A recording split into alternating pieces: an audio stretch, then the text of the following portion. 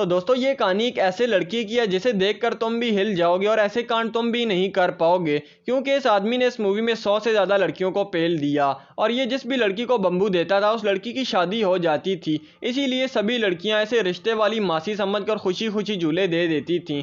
तो मूवी की शुरुआत होती है और कुछ बच्चे बोतल घुमाने वाली गेम खेल रहे होते हैं, जो मैंने भी 5वीं क्लास में खेली थी, शायद से आपने भी खेली होगी। इस गेम में लड़का बोतल घुमाता है और ये बोतल जिस भी लड़की पर आकर रुकेगी वो दोनों अकेले कमरे में चले जाएंगे। लेकिन मैंने ऐसी वाली नहीं खेली थी, वरना मौज ही आ जाती। तो तभी एक मोटे लड़के का नंबर आता है, तो वो खुद से 100 गुना पतली लड़की को कहता है आजा रानी बस 10 मिनट के लिए, और वो दोनों चले जाते हैं अकेले कमरे में। इसके बाद पप्पू की बारी आती है और उसकी बोतल एक काली जादूगरनी पर आकर रुकती है और वो दोनों कमरे में जाते हैं। तो काली जादूगरनी पप्पू को कपड़े उतारने का कहती है, लेकिन हमारा पप्पू बेचारा तो डर ही जाता है और वो साफ मना कर देता है। और वहीं बाहर बैठे मोटे को लगता है कि अंदर पप्पू को तो मौज आ रही है, लेकिन तभी जादूगरनी पप्पू को लात मारकर बाहर फेंक देती है, जिसे देखकर सभी बच्चे डर जाते हैं। और वो जादूगरनी पप्पू को शराब देती है, आज से तू जिस भी लड़की के साथ पलंग तोड़ेगा वो तुझे छोड़कर चली जाएगी, ठेंगा दिखाकर। और हमारे पप्पू के बाल उखाड़ कर चली जाती है, जहां पप्पू बेचारा बहुत डर जाता है। और अगले सीन में हम देखते हैं कि पप्पू और जप्पू दोनों बड़े हो गए थे और जप्पू वही है मोटा जो मौज ले रहा था,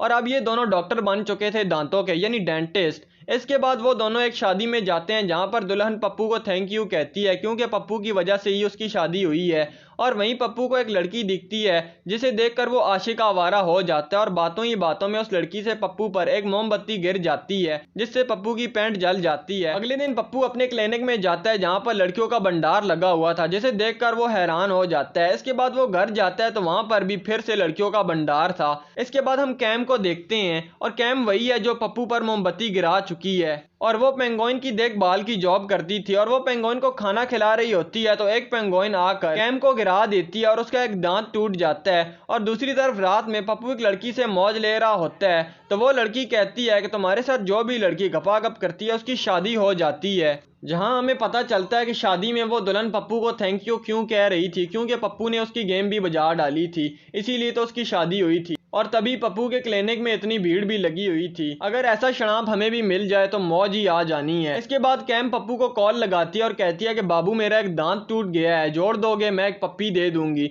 तो पप्पू भी पप्पी की लालच में क्लिनिक में बुला लेता है कैम को और उसका फ्री इलाज करता है। इसके बाद पप्पू घर आता है तो उसकी क्लिनिक की ही एक मोटी परी उसके घर पर आई हुई होती है और कहती है कि मेरा मोटा और काला शरीर देखकर कोई भी मुझसे शादी नहीं कर रहा, तुम मुझे बाजार डालो ताकि मुझे भी मेरा सच्चा आशिक मिल जाए। ये सुनकर पप्पू भी घबरा जाता है। इसके बाद पप्पू और जप्पू मिलते हैं तो जप्पू कहता है यार तू जिस भी लड़की को मुर्गी बनाता है उसकी शादी हो जाती है, तो तू इस बात का फायदा उठा और खूब पैसे कमा ले। पहले तो पप्पू मना कर देता है, लेकिन जप्पू उसे कहता है कि यार जॉनी भैया को देख, उन्होंने कितनी लड़कियों की हेल्प की है, कभी ड्राइवर बनकर और कभी प्लम्बर बनकर, आज इसीलिए जॉनी भैया को दुनिया सलामी ठोकती है।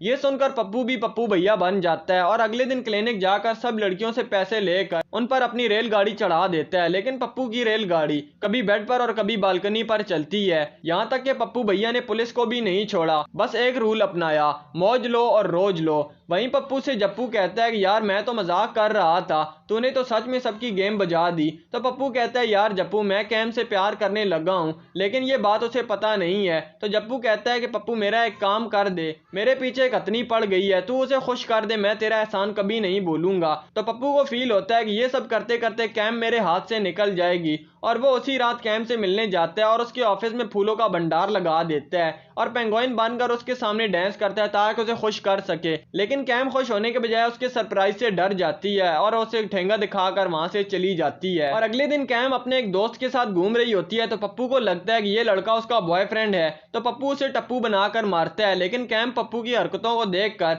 उसे उंगली दिखाती है और कहती है कि आज के बाद मेरे पीछे मत आना, और बेचारा पप्पू बहुत ज्यादा उदास हो जाता है। इसके बाद उसे एक बोतल रोड पर घूमती हुई नजर आती है, तो पप्पू को काली जादूगरनी का श्राप याद आता है और वो सीधा जप्पू के घर पर चला जाता है और वहां से वो दोनों काली जादूगरनी के घर पर जाने के लिए निकल पड़ते हैं। तो वहां जाकर पप्पू उस जादूगरनी से माफी मांगता है और वो लड़की कहती है कि यार वो तो मैंने बचपन में ऐसे ही बोल दिया था, वो बस एक मजाक था। और पप्पू को मशवरा देती है कि तुम कैम को उसके हालात पर छोड़ दो, अगर वो तुमसे प्यार करती होगी तो वो खुद ही तुम्हारे पास आ जाएगी। और थोड़े दिनों के बाद पप्पू को पता चलता है कि कैम हमेशा के लिए मुल्क छोड़कर जा रही है, तो पप्पू पूरी जी जान लगा देता है एयरपोर्ट पर कैम से मिलने के लिए। और जब वो उससे मिलता है और कैम से कहता है कि मैं तुमसे बहुत ज़्यादा प्यार करता हूँ, और कैम भी कहती है कि हाँ बाबू, मैं भी तुम्हारे साथ आशिकी 3 बनाना चाहती हूँ, और वो दोनों किस करते हैं और पप्पू को अपना सच्चा प्यार मिल जाता है। और अब वो दोनों पेंगुइन्स के पास खड़े हुए होते हैं तो काली जादूगरनी अपना जादू वाला बॉक्स निकालती है और उसमें से पप्पू की डॉल निकाल कर पिन निकाल देती है उसमें, यानी उसने अपना शनाप वापस ले लिया था। और यहीं पर इस मूवी का एंड हो जाता है। और भी एक्सप्लेन वीडियोस देखने के लिए इस चैनल को विजिट और सब्सक्राइब करो।